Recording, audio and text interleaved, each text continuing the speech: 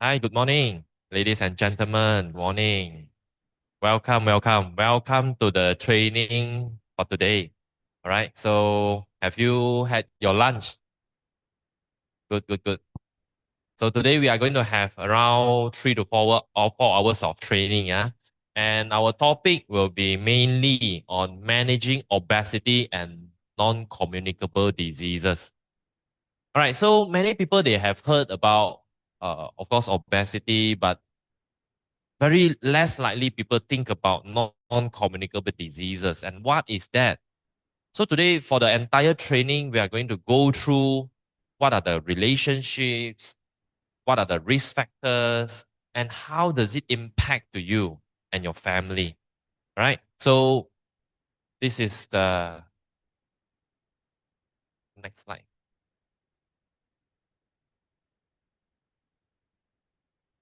Okay, this is the training summary. All right. So our topics today, okay, non-communicable diseases, which are comprising of diabetes, hypertension, high cholesterol, and high uric acid, and our learning outcome. Yeah, learning outcome. So the audience must be able to demonstrate the mechanism of obesity that leads to the NCD, which are very increasing and alarming in Malaysia.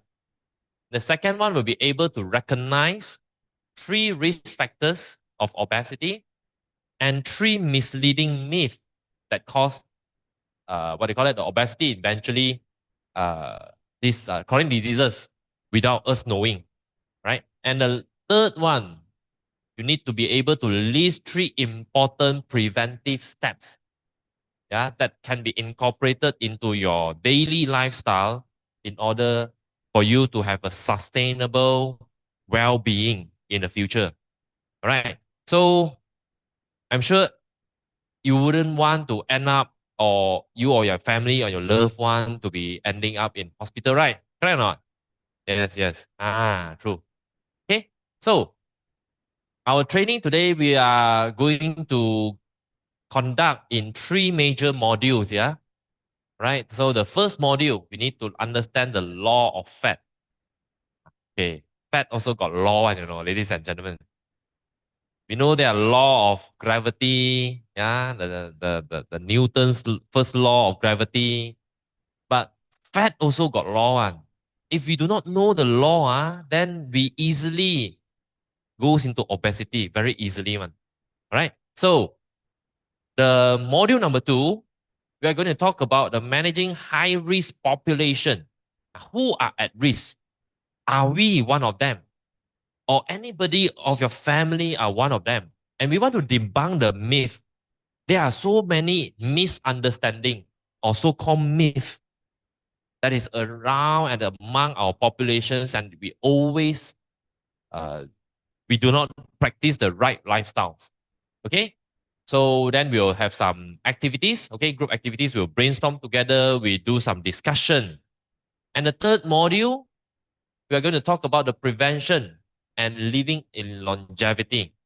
Okay. So, all right. And the last one, we will do some summary and recap the entire thing. So we'll wrap up the training today. So are we good? Yeah, good. All right. Good. So this is a little bit about myself, right? My name is Sharon, okay, the trainer for today. I'm a registered pharmacist under Ministry of Health, KKM, for around 12 years, coming to 13 years. I work in hospital Kelantan. Yeah, Kelantan before I was in a hospital, Kulim, and we specialize in inpatient. Inpatient means those who are hospitalized, and we need to go ward round. We need to check the medicine, and we need to discuss with the doctors. Okay, and I was also involved in chemo drug reconstitution. So you heard of chemotherapy, right? Yeah. Okay, so for those chemotherapy, they need to inject. But those bottle one, we have to make one. We have to make one. We have to make in a clean room. We have to wear the PPE like those we have seen during the COVID. We cannot have exposure because the chemo will kill us. The chemo drug is to kill cancer cell. But if we, normal cell, we expose to chemo drug, we will get cancer. So very high risk one. So and then after the experience in hospital, I move on to the Malaysia NPRA, which is also known as a National Pharmaceutical Regulatory Agencies. Okay. So what is it all about? Is none other than Malaysia FDA. Okay. So what do we do there? We will we are in charge and we are in responsibility to register all the medicine, the non-medicine, supplement, traditional medicine, vaccine, uh, antibiotics, cosmetic, skincare, everything in Malaysia, we need to register for them. Lah. So yeah, and also their lesson kilang, manufacturing license, wholesale license, import license, export license. So we deal with many countries, especially in the ASEAN country. Yeah, like Singapore, Brunei, Indonesia, Thailand, yeah, Vietnam, China. We deal with them. Lah. So for your information, Vietnam is very difficult. It's true. 真的. Vietnam is very difficult to go in. Indonesia also quite difficult to go in because of their local protective law. Lah. They want to protect local business person. Okay. So I was the principal assistant director back then, and a bit of my what they call that academic achievement. Okay, I was a gold medalist in the B farm. So technically, I am the person who are very specific into healthcare. And I hope that through the learning, we are able to share the legit and also the right knowledge and concept to the audience. Yeah, especially to you guys. And I hope that this will be passed on to your team, to your organization, to your family. And who knows, hopefully one day, many of them, they will benefit. Okay. All right. So a little bit of icebreaker. Okay, icebreaker. So we want to cheer you up lah, yeah? Okay, all right. So do some simple icebreaker lah, okay? Okay, all right. So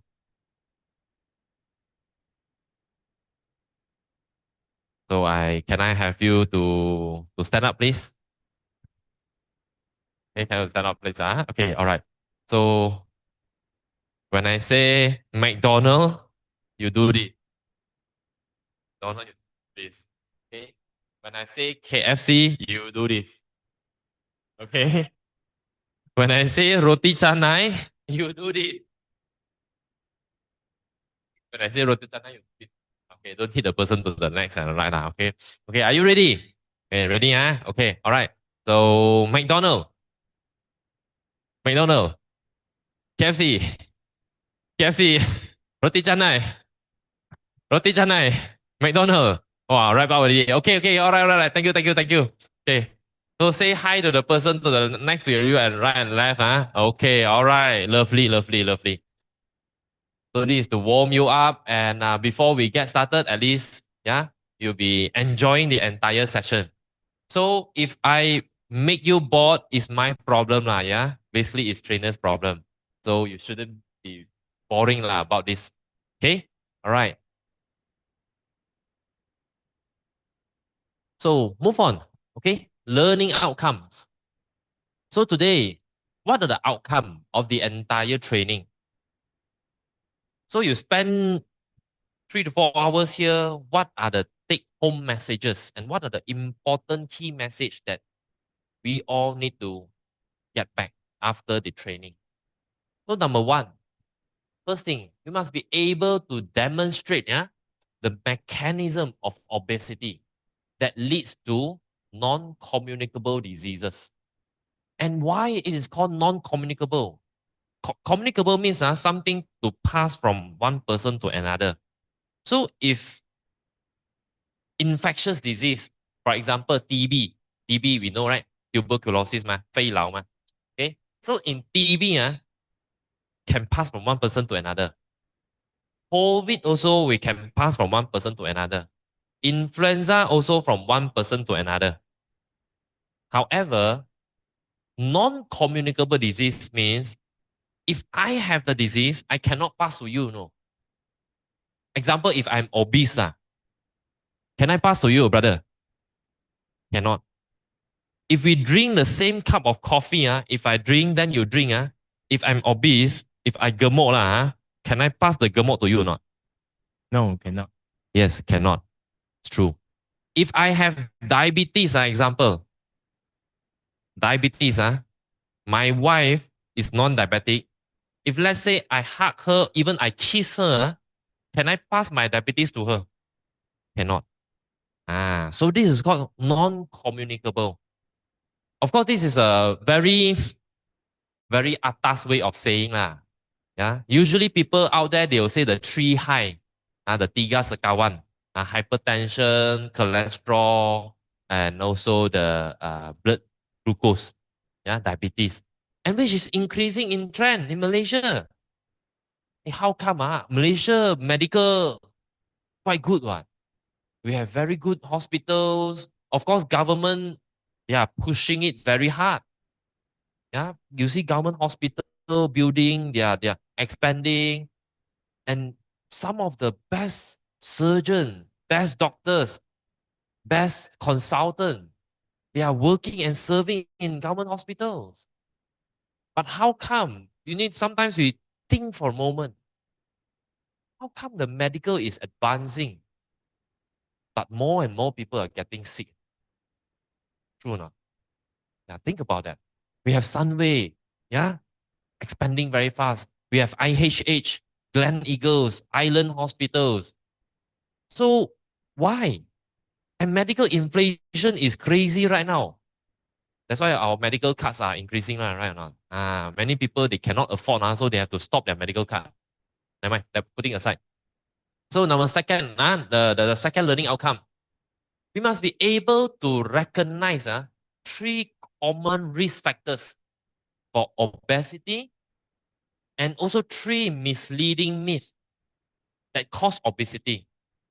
You see, Malaysia is now the top most obese country in ASEAN.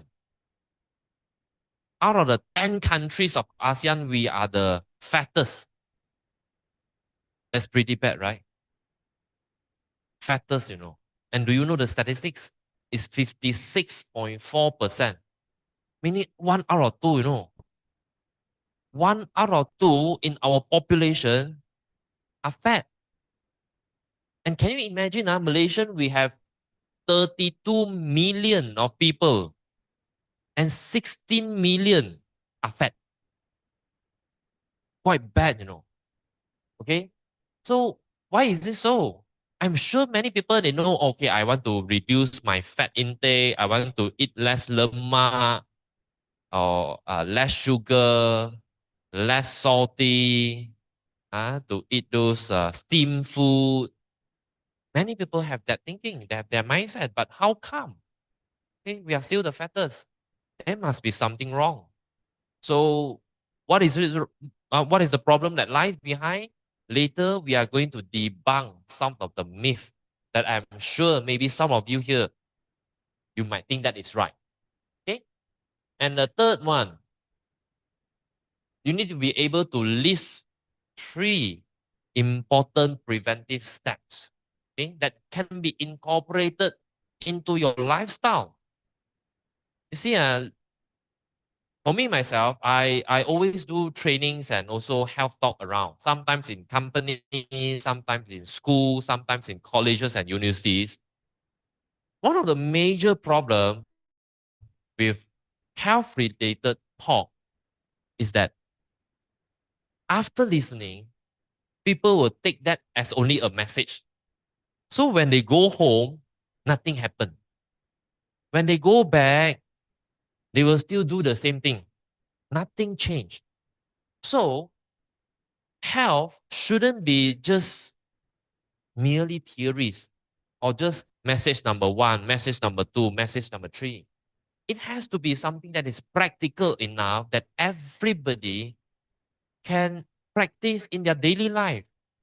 And it shouldn't be just 30 days program or 60 days program or even 90 days program. Right? Because You can see in social media, they are promoting, oh, you just follow my 60 days program. So you lose 5 kg, you lose 10 kgs. And what about after that? After the 60 days, the next 60 days, you gain back another 15 kgs. I mean, it's not logic, right or not? It's not logic. If you want to hit short-term goal, anything can do lah. Right or not? Anything can do. You go puasa lah, puasa 60 days, confirm lose 20 kg one. But what about later on? So it is so important that we are not just learning the preventive steps, but we want them to practice in a sustainable period of time. And we want to improve in longevity and also their lifetime well-being. This is important, ladies and gentlemen. It's not just about key messages. I think if you come to training, we don't expect me to tell you things that you can get it from ChatGPT, right? Yeah, if ChatGPT, I mean, everybody can get messages, ton of messages. Makan buah-buah lah, all these chicken breast and all that. But what is the point if we cannot incorporate into our daily lifestyle? And that's the purpose of training. We want all of us here, after the training, we know how to practice a lifelong habits. Okay? All right. So this is the content mapping. Okay, as you can see, our topics, managing obesity and non-communicable diseases.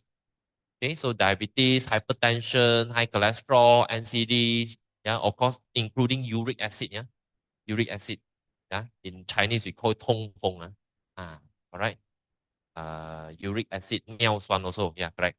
So module number 1, okay, we have law of fat, and the sub-module 1.1, we have the prevalence of obesity and NCDs. We want to know what is the statistics look like?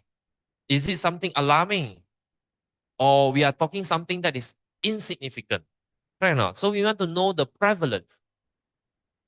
1.2, we want to understand what is fat and where they are. Okay. We know where they are, then only we can target. And 1.3, we're going to talk about mechanism of obesity. Mechanism is one of our learning outcomes, yeah? Mechanism of obesity that cause the NCDs. Okay. So module 2, we will move on to managing high-risk population and debunk the myth. So 2.1, we have risk factors of obesity, the common belief, okay, what people generally believe, what people generally understand about the high-risk population. Okay, and the third one, 2.3, we want to debunk the myth. This is interesting because later we have a lot of discussion. We have some group discussion. Yeah, we want to know what's your thought. And for the module 3, we are going to talk about the prevention and living in longevity. Okay, so 3.1, why lifestyle matters. 3.2, the important preventive steps. And followed by 3.3, we have sustainability and also longevity. So at the end of the day, every one of us, we must be able to demonstrate this. Yeah. Okay, the learning outcomes. Yeah, we need to able to identify, yeah, the myth, the common myth, and so on. All right. So this is the content mapping. Okay. So move on to module 1. So ladies and gentlemen, don't worry, because after one module, we will take some break. Yeah, we will have some group discussion, and you can have a 5 to 10 minutes break before we move into module 2, and we do the same thing. Okay, because we don't want to make you tired. We want to keep you fresh. Okay, and engaging as well. So module 1, let's start with law of fat. Okay, law of fat. 1.1, prevalence of obesity and the NCDs, non-communicable diseases. So ladies and gentlemen, these are the statistics that we extract from National Policy of Health. These are the statistics that has been updated by the KKM every year. Okay, every year they will update. And look at it. In 2011, our obesity rate is only 44.5%. 44.5. It's quite high, lah, to be honest. But after almost 10 years, it grew another 10%. Right? So you can see our obesity rate is only increasing. So it's something funny, right? Hospitals are emerging. Medical supplies are becoming better. Technologies are improving. We have so many organic shops. Yeah, we can have plenty of good food right now. We have a healthy cafe, healthy restaurant, more and more coming up. But in that sense, it does not correlate to the statistics. Why? What do you think? It does not correlate. And we look at the hypertension, 1 out of 3 has hypertension. Means 3 of us here, one out of us, we have hypertension. No? And 1 out of 6 in Malaysia has diabetes. And 2 is upcoming. They didn't know that they have diabetes. Quite bad, right? Okay. And 1 out of 3, we have high cholesterol. So, ladies and gentlemen, I just want to get your attentions here. If this is our national data, and if we do not address to it and we don't look at it in a serious manner, this is happening to all of us, This can happen to our family, Quite bad, right?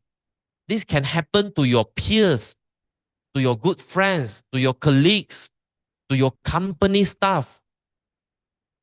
This can happen to everybody. And if we do not have a right method and awareness to address this, no matter how many healthy cafe that you have, it's not going to solve it. It's not going to solve it.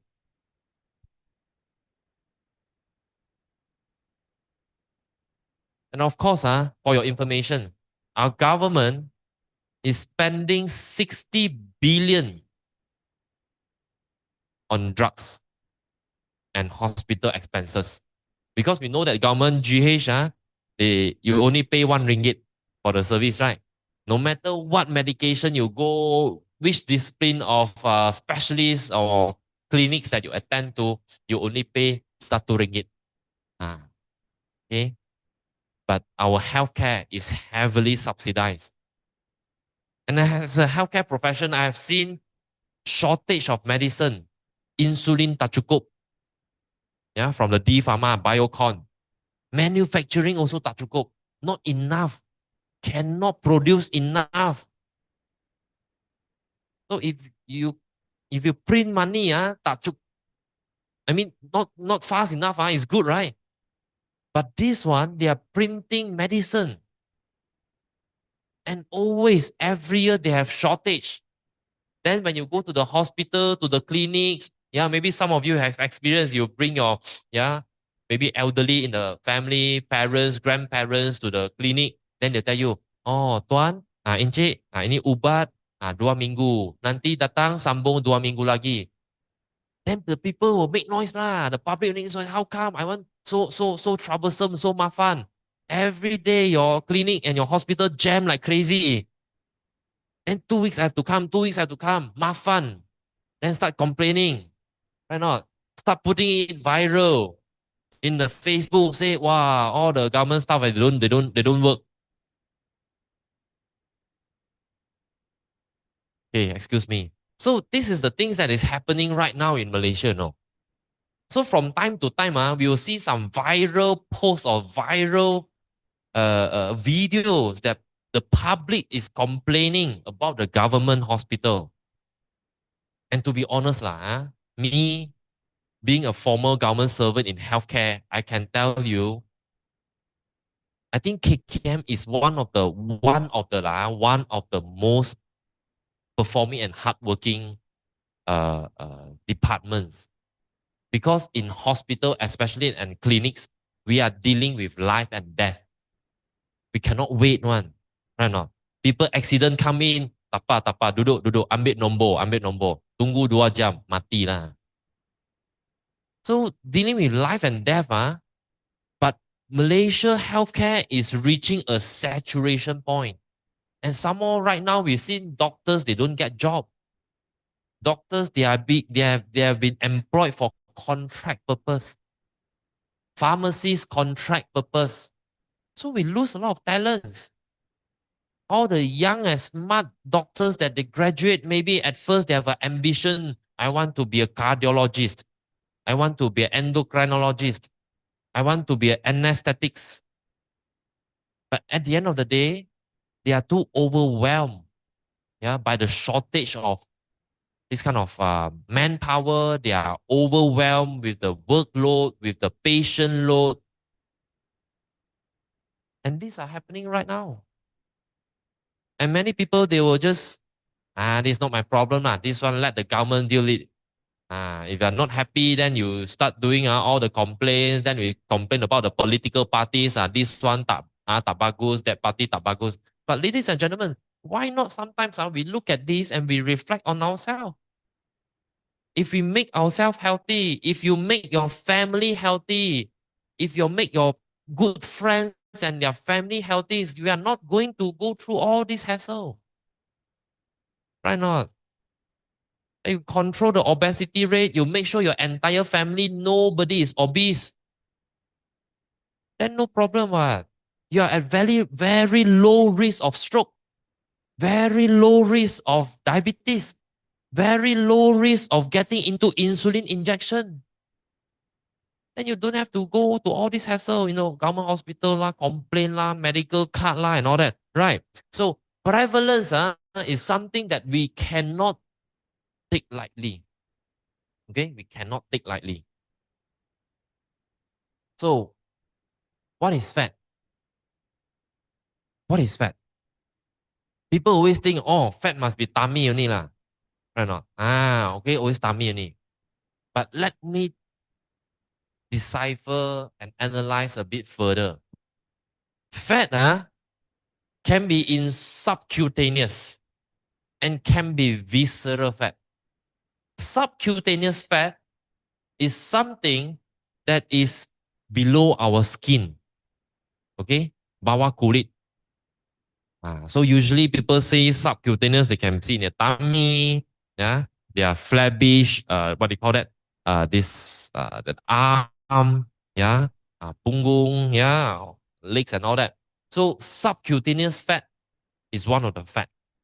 And another fat is what we call the visceral fat. Okay. So what do you think? Which one is more dangerous? Subcutaneous fat or visceral fat? Visceral fat. Yes, you're right. Visceral fat is more dangerous. You know why? Because visceral fat is the fat in your organ. So look at this. So anybody, you potong ayam before or not? You potong ayam, right? All right. Okay. When you potong the ayam, you go and buy one ayam kampung and also buy one ayam apa? Ayam the normal ayam from the pasar the meaty one, the fat one. Okay, from the farm, one month they keluar already one. And one you go and catch in the hutan. You try and see. Then you potong both. Different thing, I tell you. Even though they are both ayam. One for the ayam kampung you might be seeing this very clean one. Okay, very clean. But this is the ayam from the farm the roji, the ayam daging, ayam daging. So you see all the yellowish thing all over their organ. be it the heart, the liver, the intestine, everything. So sometimes whether you cook or not, I don't know. Maybe when your mom cook, when they see the yellowish, they what? They will cut off, right? Because all these are lemak. Ah, This is us lah. Tonon dan pompon. Inilah kita. If we are obese, we end up like the ayam daging, you know. But ayam daging, they get a lot of problem.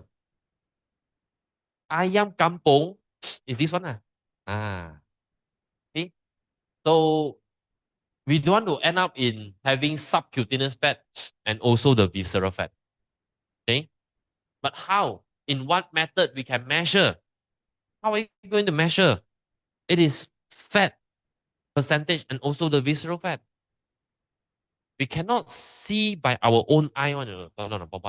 We cannot see by own eye. Of course, sometimes you see the person is fat. Okay, of course you know. But there are more scientific ways to determine what are the fat percentage and also the visceral fat index. Okay? And we don't simply look at BMI right now because BMI is nothing but we use the weight divided by the height square. And weight is very general because weight comprises of water, muscle, fat, your tulang, your bone. So if your bone is heavy, it's good what? Meaning you have good calcifications. Yeah, you don't suffer from osteoporosis, osteomalacia. And if you have muscle, it's also good. The heavier your muscle, the more the muscle, the healthier you are. Because it reduces the insulin resistance. But however, if we take the entire summation of water, fat, tulang, and also your muscle all together, and you make it into BMI, it tells nothing. It is just a simple or very surface of classifications. So therefore, we need to adopt some of the machines, for example, in-body analysis, body composition analysis, in order for us to understand ourselves better. Just like when you do the blood test, we know what is our hemoglobin, our red blood cell, white blood cell. We know our lipid profile, or good cholesterol, bad cholesterol, LDL, your triglyceride. We know about your liver profile, right or not? The AST, ALT, GGT, SGOT. We know our urine analysis. Same thing, man. But many people, they are more prone or they know that they need to do blood tests. However, they rarely check on their body composition. And to me, ladies and gentlemen, this is equally important. Because if we have excessive fat in the body, meaning at some extent, we are not healthy. We are not healthy. Your body has excess stuff. It cannot metabolize. It cannot excrete. It cannot work at optimal level. Okay? And what is the mechanism? Of course, this is something that looks a little bit more scary, but it's good to understand. Okay? What is the mechanism of obesity that causes NCD? Let's look at this diagram first. Okay, this diagram. 4-ring. This is not Audi. This is your blood vessels. So obesity usually comes with excessive fat, excessive lipid accumulation, excessive bad cholesterol, and your body will generally be under chronic inflammations. So when your body has chronic inflammations, means mansing fayan, keradangan, okay, keradangan berterusan. So this, your blood vessels will start to have plaque. We call it plaque, Plaque. Okay, so the fat will be depositing here. So you'll start to have your FD, your fixed deposit. Okay. But this is your fat deposit. Okay. Your FD will accumulate from 10,000 to 20,000 to 30,000 to 100,000. Ah, like our brother here, big businessman. So you have a lot of FD. So this FD is not good, you know. Why? Because the more they have deposit, don't forget, it is also like a scar to our blood vessel. So usually, if let's say you cut your hand, what will happen? It will bleed for some time, then it will clot. Then after that, for after few days, it will start to grow things back. So scarring will happen exactly the same inside our blood vessels. So the scar will form one, means it is not back to normal anymore. It's like you have a cut. You have multiple cuts in your vessels, and when they have cut, our platelet will come in, our white blood cell will come in, more fat will be there. So eventually it will sumbat more and more and more and more and more. Okay? And the worst thing is when this thing happen, when you have a lot of deposit, yeah, a lot of FD, at one time, suddenly your pressure increase, shoot up. Yeah, maybe your work stress, maybe your customer don't pay you. Yeah, maybe the loan department keep calling. Hey, Ash, your your commitment is overdue. Please pay ASAP. Or even your bosses, never mind, you're a business owner. You don't have boss. Maybe your subordinate, your staff, give you a lot of trouble. Then, when pressure comes in, this thing will break. So a lot of times people think that, oh, when this one sumbat, this is very dangerous. No, it becomes dangerous when this thing break away. And imagine our blood vessels are all over our body. It's just like your longkang and your piping system, ladies and gentlemen. You see, like this premise, this is a double story or triple story things, right? Our premise is triple story, 3 stories one. So we have all the water pipe all inside one. So maybe after 10 years, maybe within the 10 years it's okay. After 20 years, 30 years, maybe here got leak, there got leak.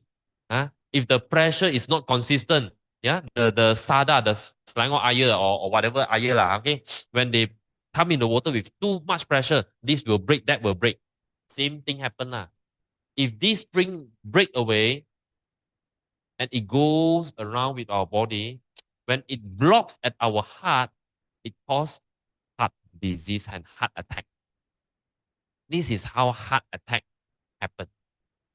If this thing breaks away and goes into our brain, it will cause stroke. And you want to listen to the story or not? Yeah. Usually we demonstrate better with story. You see, last month I've encountered a friend. She is a very successful business lady, 48 years old. 48 years old. She runs a renovation company, one-stop center, everything. Yeah, so big business lah. So their business is millions and millions, So it's all about millions. This lady kena stroke at the age of only 48 years old. Of course, you may say, oh, 48, okay lah, many also get stroke already. But it's a lady, Lady are not supposed to get stroke so early one because they have menstrual cycle. They have the women's estrogen, the hormone. So estrogen is naturally protective. So this lady, you are more protected lah. So brother, we are less protected. It's true. God is never fair lah, but somehow it is fair lah, in some sense. So this lady, 48 years old, kena stroke. And because of that, when they look into the blood report, obesity, high blood pressure, the pressure shoot up to more than 200 that day, and she has diabetes.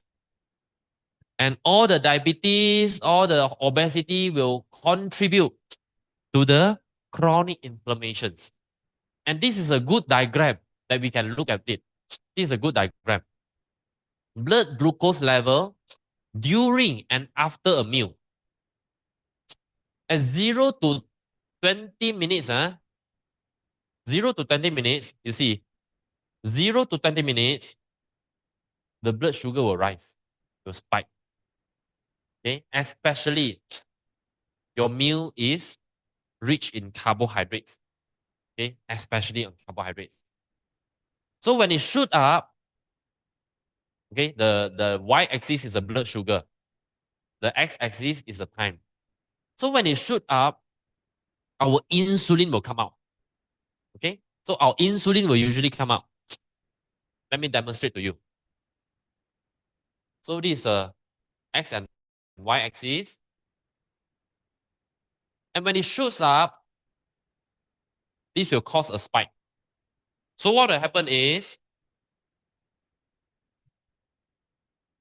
our insulin will come up. Insulin. Okay. So insulin will come out. When insulin comes out, it will cause the crash in the blood sugar spike. So when it drops below this level, you feel hungry, you feel sleepy. That's why if in the morning, you are taking nasi lemak, I'm sure after 1.5 hours to 2 hours, you feel sleepy. It's true. If in the afternoon, you take nasi kanda, after 2 hours, you sure want to sleep. Confirm. And you cannot fight. It's not your discipline problem, no. You know, sometimes a lot of businessmen, like you guys, business owners, your staff is taking roti kosong in the morning. No protein, no fiber. Confirm lah. 10 o'clock, feel sleepy. Yeah. Sometimes it's not that they malas. Sometimes it's because of this crash. And because of insulin, we cannot fight with insulin. Hormone, you cannot fight one. So I'll tell you another story. Last time, I have a trainee. I have a trainee. He says, Mr. Charan, no, I don't believe in hormone. We believe in determination. He said, if you have the will, there's a way. Okay, I say, okay, I agree with you, but I disagree with you. He said, sir, how come you disagree? This is what we are taught. We need to have good determination. Yeah, our religion or whatever lah, okay, or morality, we must be determined. And I tell him it's okay. I respect your opinion and your religion. But if you want to try to fight with hormone, you try not to sleep in 3 days. Can. At night, when our melatonin comes out, you feel sleepy, especially after 11. 11, 12, 1, 2, 3, 4, 5 in the morning, you make sure you stay very awake. Can you do that? Cannot. Cannot. It's not about determination. One night you can tahan, you continue the second night. Can you tahan? Cannot. This is hormone. God created us for greatness. There must be a reason that hormone tries to protect you. So after this guy also like okay, then I give you another example I say you got girlfriend got you have ladies and women's, right? I tahan not to have period. You try? You cannot tahan one. This is not something to tahan. Period is our women's hormone, estrogen, progesterone. It's a cycle. It's a protective cycle. It's normal. It's natural. So with this. So you cannot say, oh, after I eat very heavy, nasi kanda, I tahan not to feel asleep. No, that's why we all need to learn. You see, knowledge is power. You see, if we continuously to have this spike every time, continue to spike and spike and spike and spike. The moment we create a lot of spike, a lot of spike, a lot of spike, a lot of spike. The moment we create this, meaning your insulin need to work harder, harder, harder, harder, right? When your insulin works harder, after some time, insulin also tired one. Okay? You ask your staff, your employee, OT every day, OT. OT once in a while, he is very happy one. Okay, okay, I can OT, boss, I can OT. But imagine if you ask him to OT 4 hours to 6 hours every day. Tired or not? Sure lembek one. So one day your insulin become very non-sensitive, and we call it insulin resistant. Last time maybe 10 biji insulin example because they use in mg a deciliter. Let's say 10 biji insulin good enough already. Now 10 biji don't work anymore. You need 20 biji, 30 biji molecules of insulin to work harder. So eventually, when our insulin becomes very resistant or non-sensitive, diabetes happen. This is how diabetes happen. It starts with insulin resistant. It starts with how we create a lot of spike. Yeah, your blood sugar like roller coaster. So if you want to be healthy, we don't want roller coaster. We don't want this graph. Usually we want a flatter curve. It will be better. So that our insulin don't have to work that hard and keep themselves sensitive. And this is also how fat are formed. Okay? So insulin come in, okay, store as fat. Insulin come in, store as fat. Insulin come out, store as fat. Roller coaster blood profile is something that we do not want. Okay, so this is the mechanism. Are we clear? Okay, this is the mechanism. So now let's do some group discussion. Okay, so perhaps I'll give you maybe 15 to 20 minutes. Okay, you can discuss among yourself. Yeah, you discuss about what is the mechanism, okay, that cause obesity. Uh, okay, maybe I give you 20, 25 minutes. You discuss the mechanism. We need to understand why it is formed that way. Okay, and you can go for your break and all that also. Okay, so after 20, 25 minutes, we come back again. Okay, all right.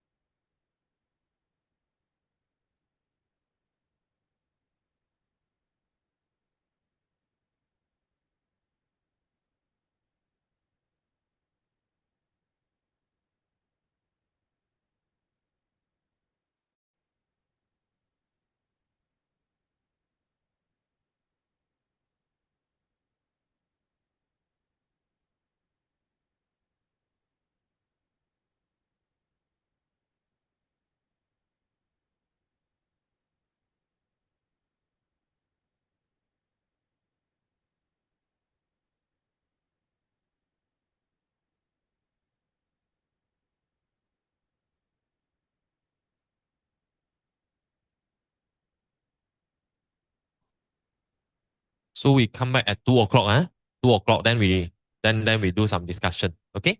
2 o'clock.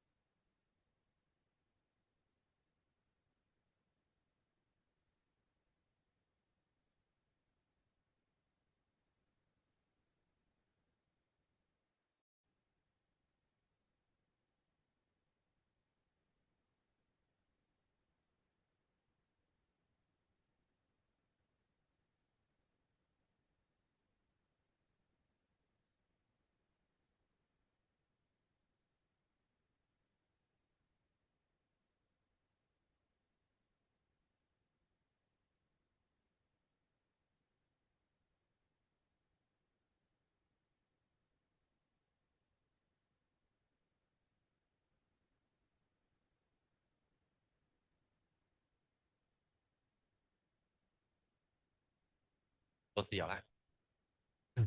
Okay, so I think yeah, we have a sufficient time. Okay, we are given sufficient time. 25 minutes have passed. So, have you done your discussion? I think we did some, just now, Okay, so I just want you to share a little bit on what do you think on the mechanism of the obesity that we have just discussed just now. Ah, Just never mind, just share a little bit. What is your thought and what do you think? Think about what?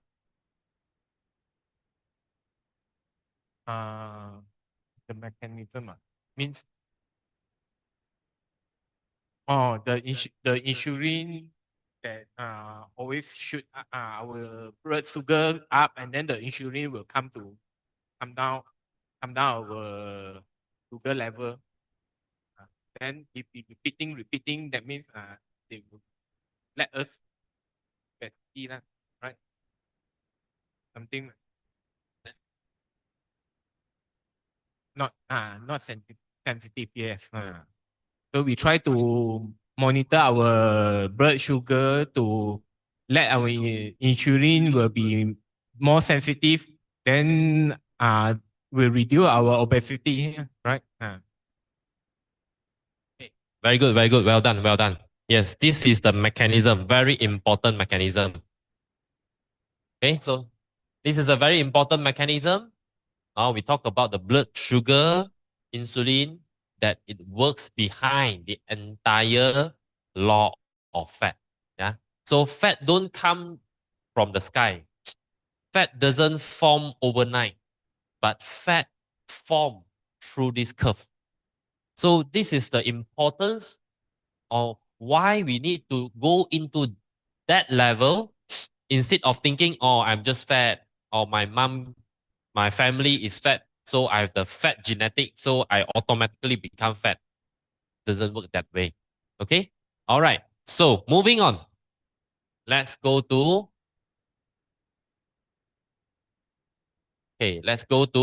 module number 2. Okay? So managing high risk population and debunk the myth. Okay, what is the myth behind? And who are the high risk population? Okay, let's look at it. Risk factors for obesity. Number 1, poor gut health. Okay, poor gut health. These people are those with leaky gut. Okay, what do we mean by leaky gut? Gut health, ladies and gentlemen, it has been extensively researched for the past 2 to 3 years. And people found out if your gut health is bad, you tend to be fatter. If your gut health is good, you tend to be slimmer. Why? Because there's a bacteria in our body. We call it Akkermansia muciniphilia. Okay. So if you are slim, you have more of this Akkermansia muciniphilia. If let's say a person is fat, then he or she has lesser Akkermansia muciniphilia. And very importantly is, if a person has leaky gut, the bad bacteria, the toxin will goes into the body, causing chronic inflammation, keradangan berterusan. In Mandarin, we call it 慢性发炎. And if this chronic inflammation happen, you tend to be more even fatter lah. Because chronic inflammation and obesity are good friends. When you have obese problem, fat problem, inflammation will come up. Okay. So number 2, of course, everybody knows that. Yeah, people say, "Ayah, what for?" No, yeah, I mean, everybody knows that lack of exercise and sedentary lifestyle means you're like that all the time, lah. I think many people are like that usually. Okay. And the third one, okay, instead of looking at this just the plate of nasi lemak, we are looking at poor intake of protein and also fiber. Okay, poor intake of protein and fiber. Very important because protein and fiber is our good friend. Our Malaysian food, not just Malaysian, Asian food, we are all carbohydrate oriented. Okay, example. Brother, morning what you eat? Protein body key. Okay, very good. Majority of the people, morning, mee goreng, nasi lemak, right or not? Hokkien mee. Those who think that they eat healthier, they eat mee hoon soup, right or not? Mee hoon soup or kway teow soup. They say soup sounds better. Not so oily, less salty. But the kway teow soup inside are all kway teow. Kway teow are carbohydrates. So it is the same as eating sugar, you know. And some of them, they say, oh no, in the morning I eat very healthy. I eat oat only. 6 to 7 teaspoon or tablespoon of oat. I put hot water. Kacau, minum. Is it good? It's not good, you know. It's not good. Because your entire meal is carbohydrate. No protein, no fiber. It is bad. Some people say, I eat roti only. Okay, just bread. 4 slices of bread only. And kopi kosong. Hey, Mr. Charan, I take only kopi kosong. I never take sweet one. Kosong one. So I'm healthy. Wrong. It is wrong. Okay? Because your kopi kosong, okay, no sugar, but your roti, 4 slices of roti means only carbohydrate. So that's why the key is poor intake of protein and fiber. These two are our best friend. So as just now, during the break time, we discussed about you feel a bit sleepy after meal. Think about this. Is your meal enriched with protein and fiber or not? And according to the WHO guideline, of course, we know lah, suku separuh. So we need to think, is our carbohydrate only suku? Very important. Are we keeping our carbohydrate only 25%? If we don't, meaning this one lah, poor intake of protein and fiber. Example, only 25% of carbohydrate allowed. This one another 25%. This one 50% of vegetables and fruits. So usually for those that we have majority of carbohydrate in your meal, obesity will come in. Diabetes will come in. Yeah. Sleepiness after your meal will come in. Insulin resistant. This one all will come in. All right. So high stress level. Okay. High stress level. So who are at stress? Miss, are you stressful or not in your life? Or not? Not stress, Stress. Why?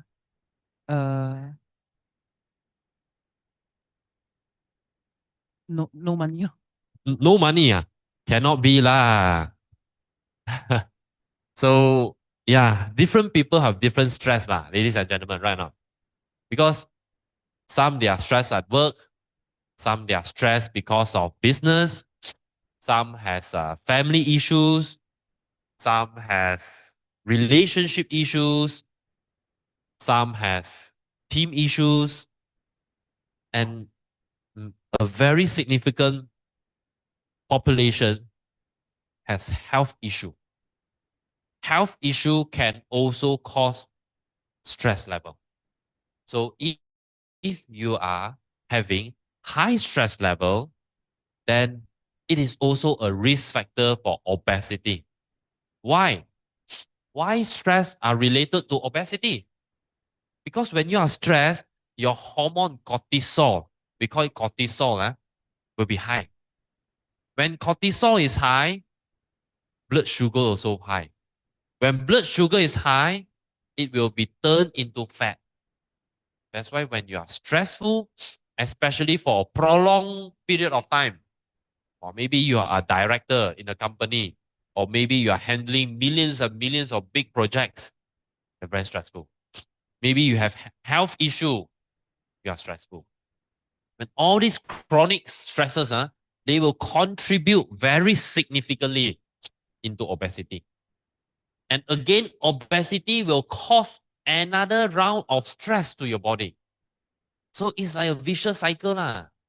You got a chicken and the egg and the chicken, chicken lay egg, egg lay chicken is something like that. Okay? And denial attitude is very important and very prominent. Because people say, no, I'm not fat. Oh, I look okay. I can jump, I can eat, I can sleep, I'm healthy. We have ChatGPT nowadays, but yeah, health is not just by measuring whether you can jump, you can eat, you can sleep like that. No. But of course, the attitude of denial, they don't agree. They cannot accept that the fact that they need to do changes in their life. So, yeah, it's also risk factors. So common belief, okay, common belief of the majority population. Module 2.2, submodule. Slightly obese is chubby, chomel. And according to the Chinese, they say they have what? They means they are prosperous, prosperity. Look like a big boss. Big boss cannot be too skinny. Skinny means you are not hot enough.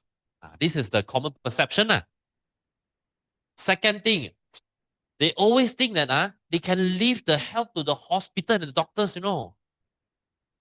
Never mind lah, it's okay lah, Sharon. Anything happen, we go to the doctor. The doctor will settle for you. What, you think your car, is it? You send to the mechanic, then you change this and change that. Car is easy, ladies and gentlemen. Oh, gear got problem, change a new gear. Oh, this brake got problem. You change a new disc brake. You can choose OEM China. You can choose your original brand. You try and change your otak and see. You try to change your heart and see. Can you change that? Very difficult. Cannot. Yeah, some of course some they want to act lah. They want to act like they are very they say you got a heart transplant. You try to do a transplant. How difficult to do heart transplant? First thing, you need to find a compatible donor. The blood must compatible, cannot reject. How many cases fail because of they reject? After transplanting, you need to take high doses of steroids to suppress the immune system so that our body don't attack the new heart, the new organ. So we cannot have this perception. No, but of course, me, myself, to be honest, I have family members, my dear sibling, think like that. My brother, I got problem, never mind, go to hospital. No money, go to GH. Cannot. Cannot one. You think you to go to hospital, everything can solve one. When a lot of times when you go to hospital, nothing much can be done. Right or not? Nothing much can be done. You think you stroke, you go in, you become you come out, you become healthy. No. It's just controlling the symptom, control the bleeding, control the spiking blood sugar, bring that to normal range. But the damage internal of your organ is already damaged one. So we cannot have this belief. We are not like cars. Cars, you can change whatever you want. You dismantle, you take out the spoiled, what do you call it, the spoiled accessory. You screw back the new one. That's it. Oh, we are human beings, okay? All right. This one also lah. I just don't care. Many people has this problem. Yeah, my brother also told me, Don't worry lah, cholesterol problem. You ask 10 people, 8 will have. So it's not my problem. Everybody has that. It's normal. Is it true? No, cannot be. Imagine you teach your son. Hey, son, everybody also fail. You fail, never mind, it's normal. Can you teach that? Cannot. Wow, in your class, everybody also steals. You steal stuff. Semua jadi pencuri. Everybody also curi. You also curi. So you normal. Correct or not? It's wrong. It's totally wrong. But many people, they think like that. My brother think like that. So it's very sad to see. So these are the people who contribute to all the data lah. The first slide, yeah, prevalence, the diabetes, the hypertension, the cholesterol problem, yeah, the obesity problem. So you don't care. And yeah, this one, very normal. It's genetic lah. It's my family gene. My mom has it, my dad has it, my brother has it, my grandfather has it, my cat also has it. That's why I'm obese. That's why I'm diabetic. That's why I'm hypertensive. But ladies and gentlemen, genetic, yes, but less than 1%. Less than 1% of diabetes is related to gene. And if you have that gene, it is not a type 2 diabetes, it's type 1 diabetes. Means when you are born, you are diabetic. That one is because the pancreas is spoiled. When they are born, they spoil already. Then they need to take insulin injection. Other than that, majority of us are lifestyle problem and nutrition problem. Yeah. And people always think that, okay, my family has the history of hypertension, so I automatically has hypertension. Wrong. Okay. But these are the common belief. Yeah. Usually when you ask people, oh no, because my family has this, my family has that, but they never blame. Actually, the family eat the same thing. The whole family has the same habit. If the family always eat high fat, high carbohydrate, low protein, low fiber, obese lah. The entire family also obese one. So they thought it's genetic. Oh, I see my parents fat, I also fat. So to prove that I'm the son. So let's debunk the myth. Okay, this one I want to have some interaction with you guys. This is the myth that people always think it is right. Number one, let's look at number one. Exercise alone is good enough. Exercise is good enough. So what do you think? Is it true or false? False. Thank you. You guys are very knowledgeable. It's false. But you see, ladies and gentlemen, always we are out there. We see people, example, those, this is not discrimination. This is just to point out some of the fact. People who always go hiking, people who always run the marathon, people who always do cycling long journey, those who are exercise enthusiasts, many of them, they will always think that, oh, I exercise every day.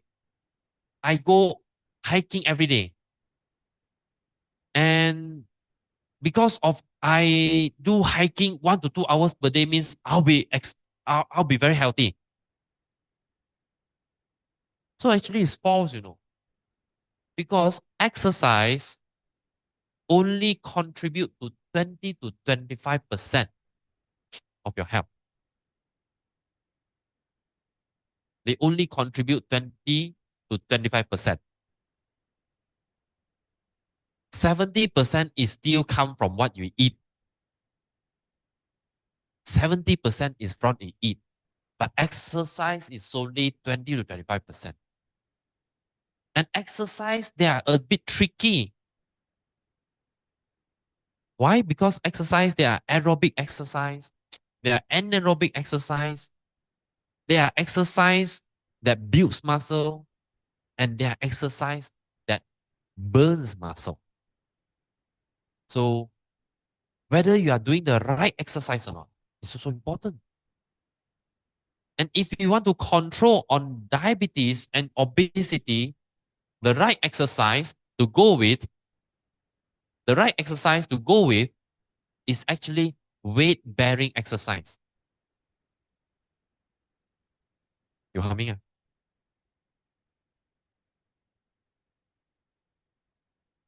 The right exercise is to go with weight bearing exercise. Okay?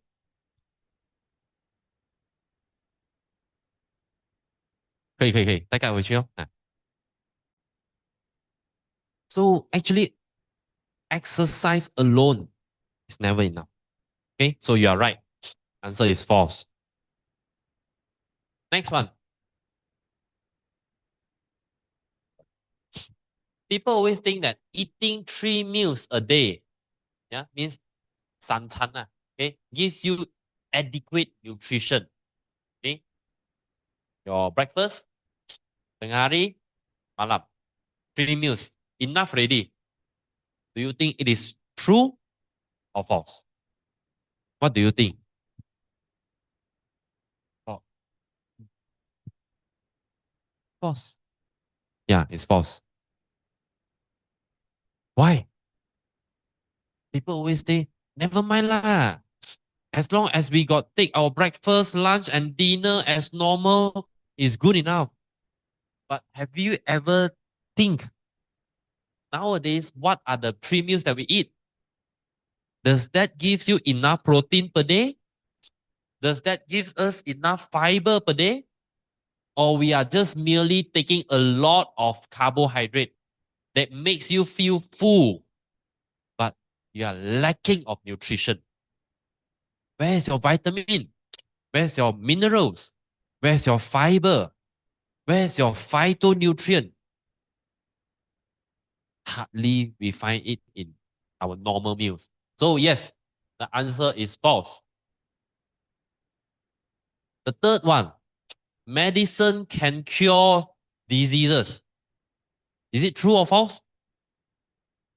False. Okay, excuse me.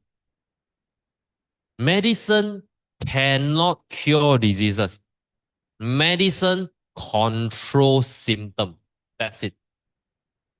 To share with you a story, last time I worked in hospital Kulim, and I told you just now, right? Because we have walked around with all the doctors, so we managed to know many specialists, all the top consultants. There was one doctor who is very, very dedicated. I think he's around 50 years old already, but never quit government. Always serve. Always ready to serve, berkhidmat kepada negara. He has been offered many opportunities out there. All the private hospital want to correct him lah, because very experienced man. You go out, you got 3 to 4 times of, hey, 30, 40, 50,000 the salary. But in government, not that high lah. But this doctor, many people respect him. Why? He is now the head of department of medical. He is a specialist. He managed around 16 to 18 specialists under him. Okay? So he's a very respectable doctor lah. Yeah, it's true. It's a real person. Now still working in hospital Kulim. Dr. Loh Hong Heng. This doctor, I asked him before. No, he shared with me one story. There was a patient, I think a stroke patient, or heart attack patient, forgotten. So the patient's son or family member asked, hey, doctor, can you cure my mother? You know what he say? He said, we doctor, we can only heal you. We cannot cure you. And this is absolutely right. Many people think that we go to hospital, we take medicine, we inject means we are cured. No. This doctor has been practicing, has been the head of department of so many specialists, and he himself tell me that we can only heal you. We cannot cure you. Because of his experience, he's telling the truth, He's telling me, if you come to hospital, nothing much we can do. Nothing much we can do. We can control the symptom, we can do this and that, we can do surgery. But at the end of the day, when you are discharged back home, it's you, your lifestyle, your diet, your nutrition, your sleep, your stress management, your exercise that will cure you. It's not the medicine. Medicine only control it. Ah, okay. So this is a very good example. This is a very good story that we can always bring back as a tip home message. Okay. So now let's do another group activities. Okay. So we can have a bit of time. Okay. And maybe I give you 15 minutes. Okay. So you list down the wrong perception. Now later I interview some more. Okay. I interview, maybe you can share with us what are the wrong perception, and we discuss why is it wrong. Okay, just now we have covered, but I want you to recap. Okay, I want you to recap. You discuss, okay, you list down and you discuss later. Okay, I think now is 2:45. Probably I give you another 15 minutes. Is that okay? Yeah, 15 minutes. Then we will do the discussion. Okay.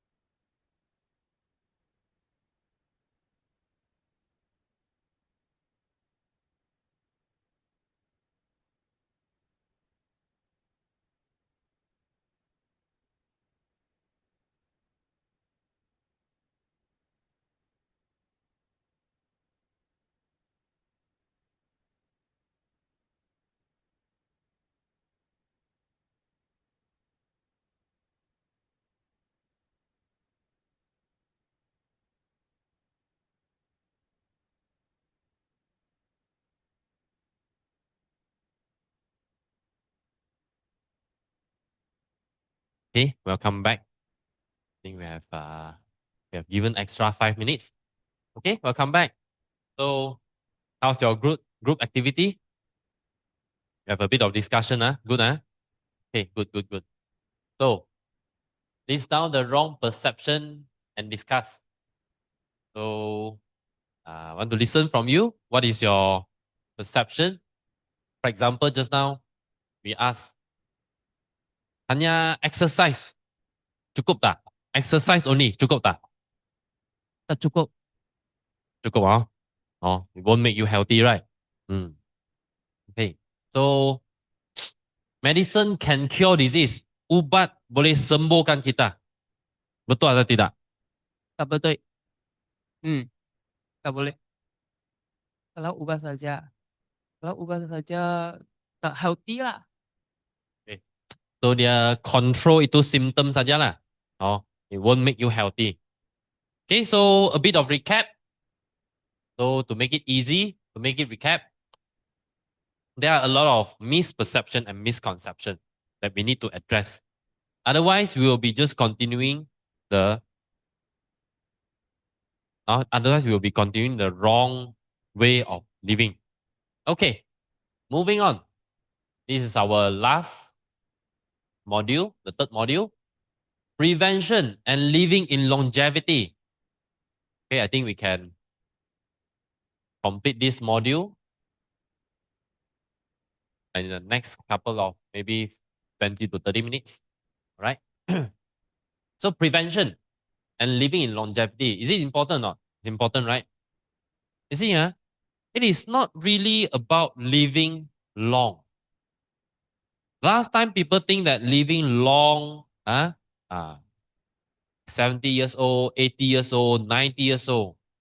But imagine, after 70, you are lying on bed.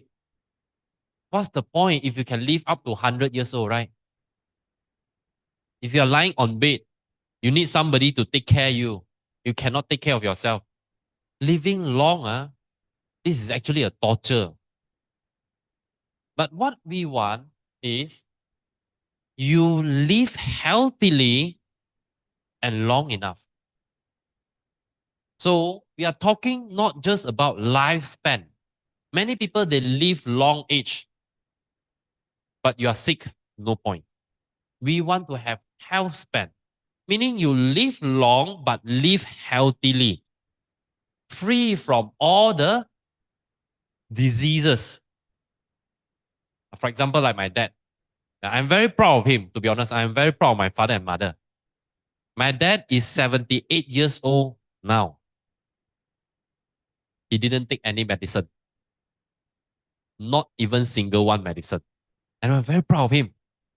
Every morning he goes walking, no more jogging, okay? Walk for half an hour in our taman. He can still drive around. He can drive to kopitiam and have fun with the chit chat with a friend and all that. He can do everything by himself at the age of 78. And I'm so proud of him. This is what we want. Okay? Many after 70, they sit on wheelchair. I think that's not good. Okay? All right. So, why lifestyle matters? See, lifestyle comprise of eating habit, exercise, rest, adequate supplementation and nutrition, and stress management. We need to juggle around all these factors, ladies and gentlemen. We cannot simply just say, oh, I eat healthily, so I don't need to exercise. I don't have to take care of my rest. I don't have to take enough supplement and all that. Wrong. We need to have a balance of all these few factors. Of course, if you want to talk about each topic, it can be a daily topic. Yeah. One full day for eating habit, one full day for exercise. But today we are not going to have that much of time, but let's make it a more general one. And medicine can only control symptoms. Lifestyle will heal your body and systems. Just like what we have discussed just now. Yeah, my doctor friend, the Dr. Low. He tell the person's family, he say, we doctor, we can only heal you. We cannot cure you. 20 years of diabetes cause kidney problem. You go to hospital, they do dialysis for you. But can they make your kidney back to healthy state? No more. Okay, no more. So that's why medicine can only control symptoms. But our lifestyle, for example, in the morning, what do you eat? Is it high fiber, high protein? Lunch, whether do you take high fiber, high protein? Dinner, do you take high fiber, high protein? Or you skip dinner terus? It's different thing. Whether you do weight bearing exercise, or you simply, I like to jog, so I jog all the way. Cannot. If you do only aerobic exercise, it will only burn your muscle. Hardly burn your fat. So you see a lot of people doing only aerobic exercise, they cannot get their visceral fat settled. Okay? So important preventive steps. Okay, so quarter half, the suku separuh that we have just discussed in our first module or second module there. Okay, suku separuh. Follow this. Gut health, very important. We need to take care of our gut microbiome. The probiotics, the prebiotics, and the postbiotics. Supplementation. It's important. Of course, we don't simply rely on supplementation, but supplement remains supplementary. Meaning whatever that we take daily, whatever is not enough, we have to top up lah. Right or not? Supplementation is important. Because our food quality, our food choices, not much you can choose. Okay? Exercise, adequate rest, clean air and water. Our water is highly polluted right now. Go and check check the New Straits Time. You go to Google, okay? Now you go to Google, you type microplastic Malaysia. You see what is it comes up in your Google. Published in 2025, New Straits Time and our Malaysian data, what commentary I've forgotten. You type microplastic Malaysia, you'll be very surprised that Malaysia is the highest consumption of microplastic in the world. We are number one. Think about that. Every day, we are taking the water, which is full of plastic, to cook rice. Every day, you are drinking 500 mg of plastic into your body. And people say, never mind lah, you cannot see, or if you have a cup of water, oh, it looks clean. But microplastic, you cannot see. Really, right? Somehow we cook it, we boil it. I must boil the water. And I don't have to filter. I just boil the water. Done already. Gone lah. You try and take the plastic. Imagine you cook instant noodle, Maggi mee. You don't tear off lah. You put everything with the plastic and you boil. That's what looks like when you're drinking boiling plastic water. So think about that. Okay, it's all in the statistics and it's all in the news. Okay, Malaysian being the top consumption of microplastic because of water pollution. And one more is positive environment. Okay, you need to mingle with people with positivity. You cannot be negative all the while, ladies and gentlemen. You cannot. Negative is an energy. Imagine you are surrounded by people who always complain. Yeah, they criticize, they condemn, they complain all the way. They complain everything about life except themselves. How can you be healthy? Your mood is your emotion are influenced, negatively impacted. All right, and we don't do extreme. Okay, for me myself, I'm the person who discourage people to go extreme. For example, okay, You may agree, you may disagree. I'm the person who anti-keto diet. Keto diet means you totally don't take carbs. And you solely depends on oil and fat. Guys, if this is right, why WHO give you suku separuh? Why WHO still preserve 25% of carbs? The World Health Organization should have removed carbs from 25%. Take 50% fat and 50% protein. Why? Why they want to still make the entire world following suku separuh healthy plating? They might have just gone through keto diet. It's wrong. There must be a reason. Yeah. And for your information, if you are going through all this keto diet, the ketone that produced in the body will harm your heart. Jantung, sakit jantung. Okay? Nah, mega doses of supplementation. Vitamin C 10 biji, 20 biji, satu botol makan. Telling people this is food, this is food, this is only food, this is not supplement. You can take 10 strips, 20 sachet like that. Cannot. We don't rely on mega doses. We rely on adequate doses of supplement. Remember, supplement is just supplementary. Okay? And exercise, excessive exercise. Oh, do 4 hours of exercise, 5 hours of exercise. Some people, they think that exercise make them super healthy. As long as they exercise a lot, then they are healthy. Cannot. Okay? The extreme measures. And keep in mind, we have to be our cellular health. As long as our cell is healthy, our body is healthy. If our cell is not healthy, our body is not healthy. Our organ is not healthy.